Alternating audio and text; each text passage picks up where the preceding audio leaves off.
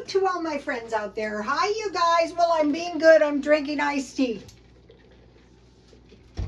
I'm being bad. I'm drinking iced tea late. Okay, this video is people don't even want to think about being poor. Why? How much is the minimum amount of food you can live on? And what if we can't get meat? That's like everybody's nightmare, isn't it? Okay, we'll do why people don't even want to think about being poor.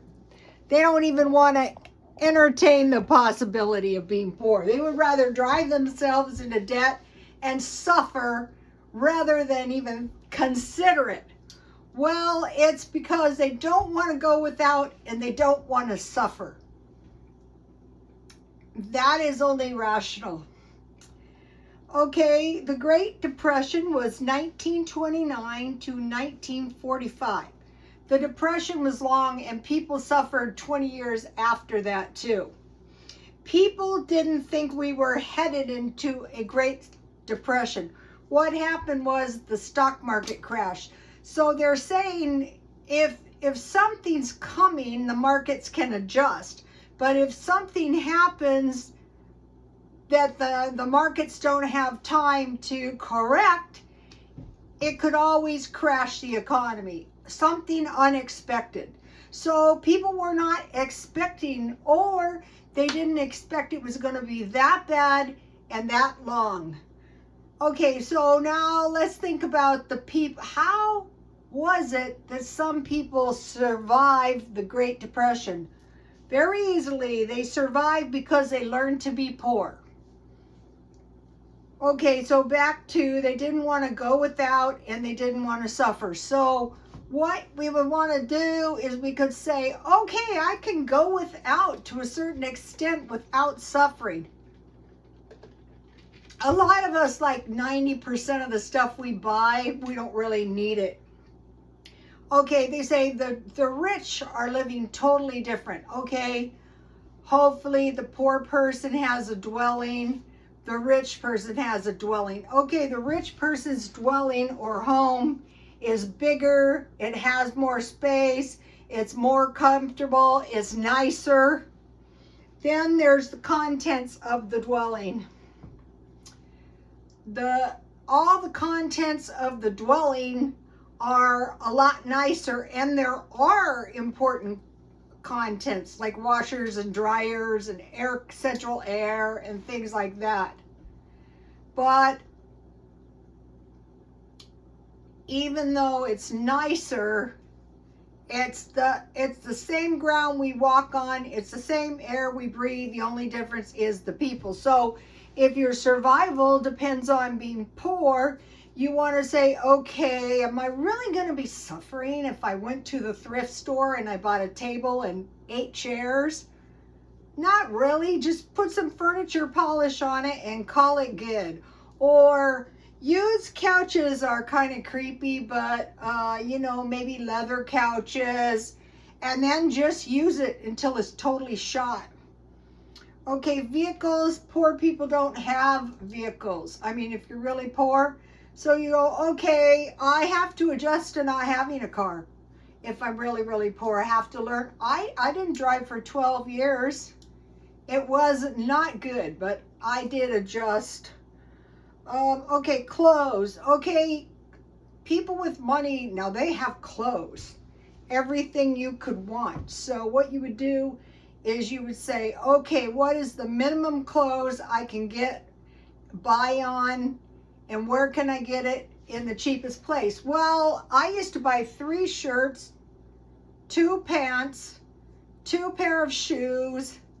Now this is dismal. In the Depression, they didn't have socks or underwear. So I would I would try to get socks and underwear, and maybe go without maybe 1 pair of pants or something like that, or 2 shirts. When I'm pretty old now, 69. So I was 16 when I went to the beauty school, and people were not well off like they are now. And the teacher said, Do not come to school dirty. Wash your uniforms in the bathtub and hang it up. So we have to do everything very cheap. I used to wash one big load of clothes and hang it dry. I mean, just go to the laundromat and jam it full of like a week's clothes. If the clothes are really dirty, wash them in the bathtub first. So 2 shoes, 1 coat. I wear my coats to this day 2 or 3 years. But is it really affecting you personally, this not as nice dwelling, not as nice contents, no vehicle? Now on utilities, you want to pretty much, if you have to be poor, you want to eliminate utilities really, except for maybe turning the refrigerator on. I was trying to help my friend who was really poor, and she didn't have any propane for the refrigerator. But I mean, if it's the difference between having food and having a refrigerator, it'd be better, you know. Okay, now the most important thing is food. So they're saying one of the problems with people who are really poor is they are nutritionally deficient. So we want to guard against that. So food is the most important thing. You have to, now here in this town, you can go to the food bank, or you can learn how to eat really cheap. You can learn how to do this. So I'm going to be concentrating on that. I'm going to be eating out of the stockpile. And then if you are kind of like very poor, you want to be like part of a social group, like a nice church, you know. And then like when I was going to the Adventist church, I mean, people would come in such bad shape, especially older women. That's what shocked me. And in a short time, they would be vastly improved. I mean, it was amazing.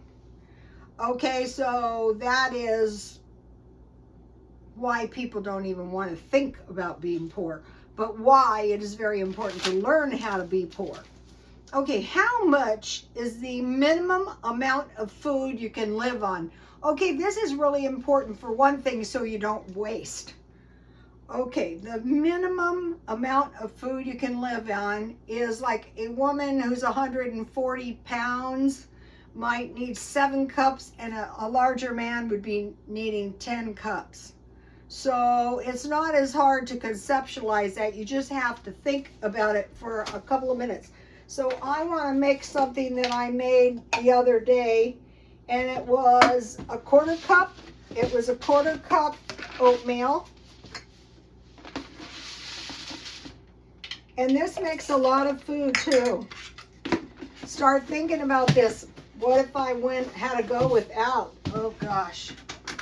Better to think about it than find yourself with absolutely no skill. So I bought this trail mix at the grocery outlet, and what it has in here, remember I bought banana chips last time. I think there's raisins in here too, but last time I made the oatmeal with raisins, but this time, what's on here? Oh, this time I just want to use walnuts and banana chips. So I have oatmeal, nuts, so a 1/4 cup, and this is going to give you more than enough food, and you can crush these up. I got this really, so we're searching around, and you want to, and then I'm going to put some walnuts. You want to teach your children this kind of stuff. You know, maybe in your lifetime, you're never going to be poor, but you don't know what might happen in the future. Okay, so I have banana chips. There's almonds in here too, but I think that's good. So here's the 1/4 cup fruit, and I will just break my walnuts up a little bit. So I have nuts and fruit. It could be any kind of nuts, and it could be raisins. But if you buy these trail mixes and you get a variety of fruit, that is really a smart thing to do. Okay, and then I have some powdered milk left. 1/4 cup. So as you can see, this isn't, I'm not spending much money, but I'm not suffering. And then you just add 1.5 cups water to this, and then you heat it in the microwave, stirring it continuously. And if you need to, you can add a little bit more water. And then when you eat it, eat on the one side and pour the milk. What I did today is I mixed up powdered milk 4 cups. I stockpile powdered milk. You want to think about that. Okay, there's 1 pot of food, so you would make like a pan of beef stew, or a pan of chili, or a pot of spaghetti, and then you would have some garlic bread, or even Walmart has good French bread, and some tea. 7 cups. So you could have 2 cups for breakfast, 2 cups for lunch, a sandwich, and think of an apple as like a cup, and a small fruit or vegetable. And then for dinner, 3 cups, a meat, a carb, and a vegetable. So now think about beans with an egg. You can make, I mess the egg recipe up every time I tell you guys. It's toast with pork and beans. You melt a small amount of butter in a little bowl. You put the egg in there. You pierce the yolk. You cover it with a wet paper towel, and you microwave for 30 to 40 seconds. So beans, egg, and bread. So that is really cheap, and you're not going to be nutritionally, inadequate nutrition. Okay, tuna, bread, and fruit, or bologna, any kind of meat. Hot dogs, rice, and canned vegetables. And you can cook your rice in the microwave, 1/4 cup. Cover it with water and just keep zapping it for about 15 minutes, stirring it. Okay, peanut butter is the superfood. So what I did is I stocked up a lot of peanuts and various kinds of nuts to make, so I would always have very nutritious peanut butter. If it's a superfood, like if I had kids, one of the sandwiches I used to make my son, a half of one every day, was bread with butter. It's easier to do this if your bread is frozen. 1 piece of bread, you can use 2. Butter, peanut butter, and if you make your own, it's so much better because you know exactly what's on it, and lightly dust with brown sugar. And then I would give him a meat and cheese sandwich for lunch, and a vegetable. Okay, store dry fruit, then you're always going to have fruit, but if you have canned fruit, make refrigerator jam. Just drain your fruit, cover it with a little water, cook it, and then chop it with a spatula until it resembles jam, and put a little sugar in there. For a small can, maybe 1/4 cup, or if you like sour, none, and for a big can, 1/3 cup. Turn off the heat and add some lemon. Okay, so now stockpile markdown food. So today I bought small containers of butter, and unfortunately I think I put them in the big, oh here's one. I bought 4 of these for 50 cents. And then I bought 2 cream cheese. So what I want to do is, when I find, and it was like $1.29, which is really a good deal. So you can use your cream cheese to make homemade sour cream. I gave you the recipe. And you can use that 1/2 cup in place of an egg in your baking. So I stockpiled up, that's quite a bit of dairy. Okay, back to the 1 pot of food. So if you stockpile these are, you could eat this for lunch and dinner with like some bread or some cornbread. So your stockpile is really going to help you out. Watch for these on sale, and then you're going to save money that way. Okay, now what if we can't get any meat? God forbid, all of us meat eaters. The Bible says man was never a meat eater until after the flood, but then it was allowed, but your lifespan would be shortened. Before the flood, I think they were living to be like 1,000 years old or 900 years old.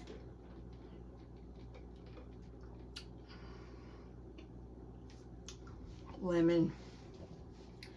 Okay, so another thing, when people lived a long time, they started to stray away from God and get prideful. So we always have to be on guard for that, because we want to stay under the protection of the Lord.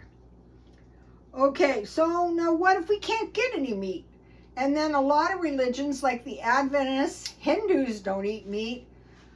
They've survived. The Adventists have some of the longest lifespans. It's probably their wholesome living, but they also don't consume a lot of animal protein. Okay, so another thing is plant food is easier to grow. Animals are expensive and you need space, but plants you can literally grow in a balcony or a windowsill. Okay, so think about easier to grow and store. Did I take any examples out? Oh, I wanted to show you. I'll bring this out in a minute. Okay, so think about it. If we really don't have that much money, we might not like it, but it's not going to kill us to go without meat. It's probably a good idea. Okay, so we need plants,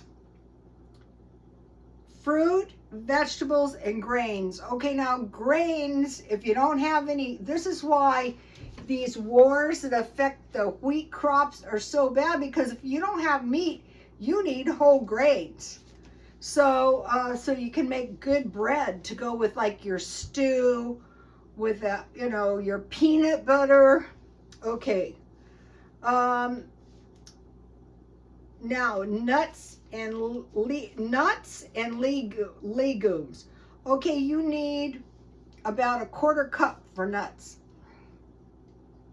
Lentils and chickpeas. Okay, for beans, lentils, and chickpeas, for one person it is 1/3 cup, or 5.3 tablespoons. So it's really not that much food. Think about it. You're buying 50 pounds of beans, 50 pounds of rice to avoid starvation maybe in some of these places. Okay, beans, rice. Now you need fats like butter, but 4 tablespoons or a quarter cup. So you need a little more fat because you're not getting any fat in meat and dairy.